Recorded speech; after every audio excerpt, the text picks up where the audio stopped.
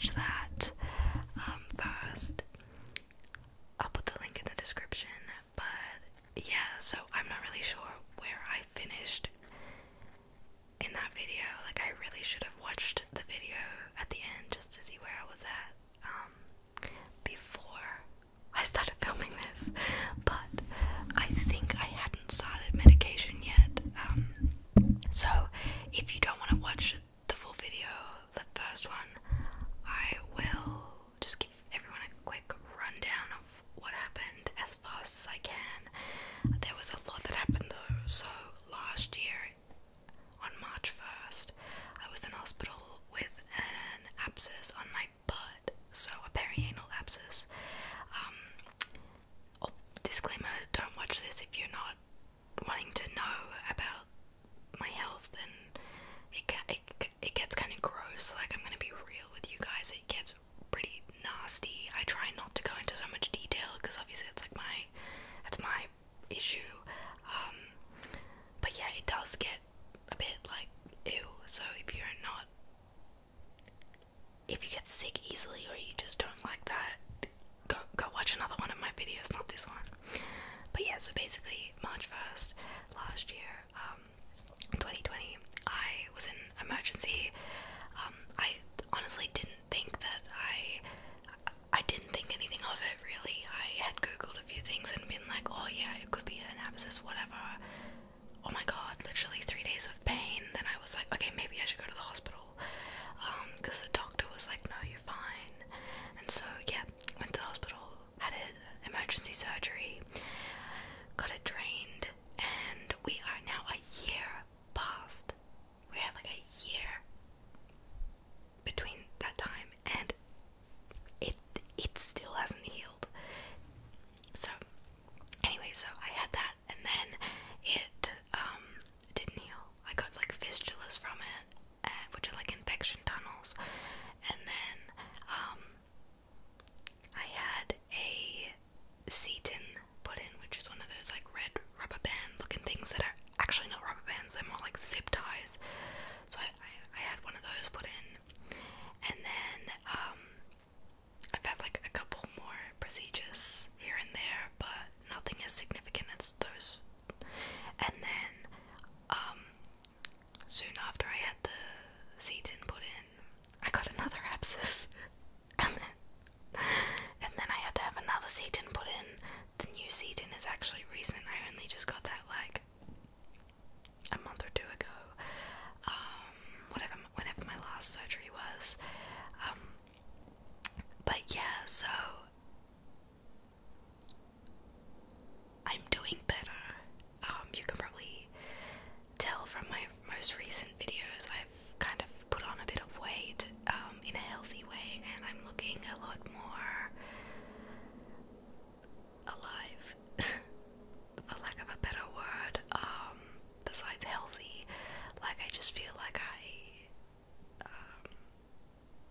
I just feel like I don't look as sick. Like, I'm obviously still sick, but I'm just not as bad as I was.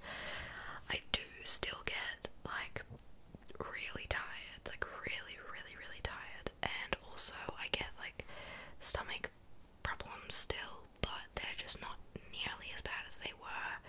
My medication, I'm on 2 different types of immunosuppressants. One is a daily tablet. That's 2 daily tablets that I take. They're called azathioprine. Sorry if that's wrong, if anyone knows, because like I'm so new to this medication. Like, I literally wasn't being treated for so long, but I finally found a good doctor. And so anyway, yeah, so those tablets I take daily, and they make me really nauseous, so I actually take them at nighttime so I can like sleep through the side effects.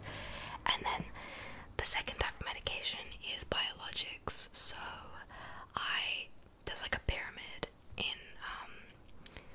like IBD, irritable, inflammatory bowel disease.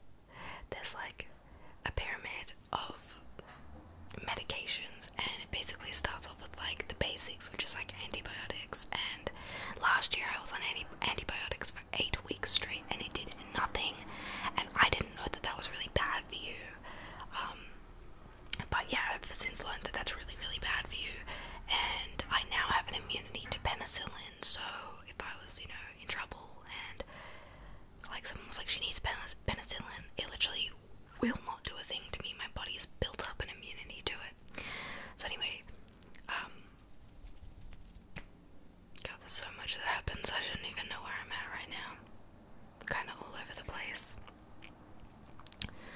infusions. So yeah, on this pyramid, it's like antibiotics, then there's like another medication, and then the third one is azathioprine and other medications like that, which are the first immunosuppressants. And then the fourth one on the pyramid is biologics, which is the infliximab I get every. I started off as every 2 weeks, and now I've got a like trial every 2 months. I think I actually haven't confirmed that yet, but I'm pretty sure that's what it'll be. Fingers crossed, it's every 2 months and not any more frequent than that. They're about like 4 hours long, the sessions, and yeah, they're really boring. I just sit there and I'm on my phone the entire time. Most of the time I'm actually on YouTube talking to you guys and replying to comments and stuff. It makes the time go by way faster. And yeah, and then on that pyramid, the fifth, like top of the pyramid, is surgery. And that would be to like remove the diseased parts of my digestive tract. So for example, like removing my intestines or removing my colon, because I have Crohn's in like both those areas, not just one. Yeah, so in terms of my medication working, so far so good. I've been getting all my blood tests and staying on top of all of that kind of stuff, and everything's been all good so far. I obviously don't want to jinx myself, but I feel pretty all good. Like, I'm having some days where I feel really bad, and then some days where I feel amazing, but I have noticed a major difference in my energy levels. Like, for example, where I'd be going to work, I could probably only do from like 9 to 12, and then I would go home and have a bath. Whereas now I can do my whole shift. I can literally get to work at 8 and I can finish at 6. Like, I can go for that long now and I'm fine. Obviously I'm not going to push myself that hard though, like, yeah. Anyway, and if you remember from my first video, I mentioned that I have daily salt baths.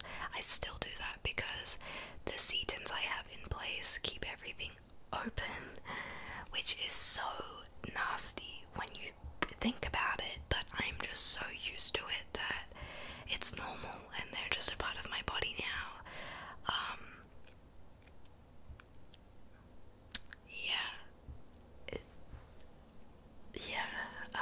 I don't really know what else to tell you guys other than that, and that my medication is like working to a certain point. Like, I feel much better energy wise. I don't really know if I'll ever get the setons out. Like, the doctors don't even know. They're kind of like, oh, every time I ask, they're like, oh, like, we'll just like gauge it. I'm like, can I have a yes or no? But yeah, another thing that's new is my diet. So I've like cut dairy, which I was already dairy free, because I thought that I was lactose intolerant, and now I've cut like most gluten. That seems to be specific things that I can and can't have. It's kind of hit and miss with food for me. I can't really have any spices except for sriracha, thank God. And I've cut sugar, like most sugar. It's like I'll have fruit and stuff. I mean, like chocolate and stuff like that. Like, I don't really have that. I think I had a Magnum in a video on my channel at one point, and that was like a treat. And honestly, it didn't have the worst effect on me, but I think that's because the rest of my diet is really bland and under control, so I could treat myself to that one Magnum. Yeah. I don't really think there's anything else new other than I just go to the hospital quite a bit. I think that's really it, to be honest. Oh my god, no, I know. I know. I didn't know that, like, with Crohn's, you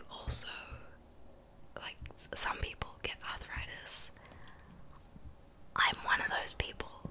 I literally have arthritis in my hands and in my, I think it's in my knees and my hips and my elbows. That's where I was getting it, but because of my infusions, I haven't been feeling it as bad. I actually rarely feel it. I also have psoriasis. I was just born with that, and the infusions have really helped with that as well. So the infusions have overall been really, really good, besides the fact that I'm now high risk to everything, including the sun. I can't go in the sun. I will burn within 10 minutes if I'm not wearing sunscreen. It is so weird because I've always gone in the sun. I live in Australia. I've never even seen snow. It is always sunny here. It's always hot. Even when it's raining, it's hot. But yeah, we're at 12 minutes. I think that's pretty much it.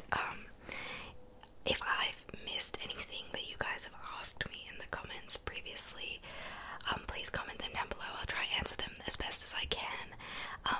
This video has been kind of all over the place. I didn't really want to film it, but I actually had a fair few of you, genuinely had a fair few of you asking for an updated video on my health journey, so I really appreciate that, that you guys care.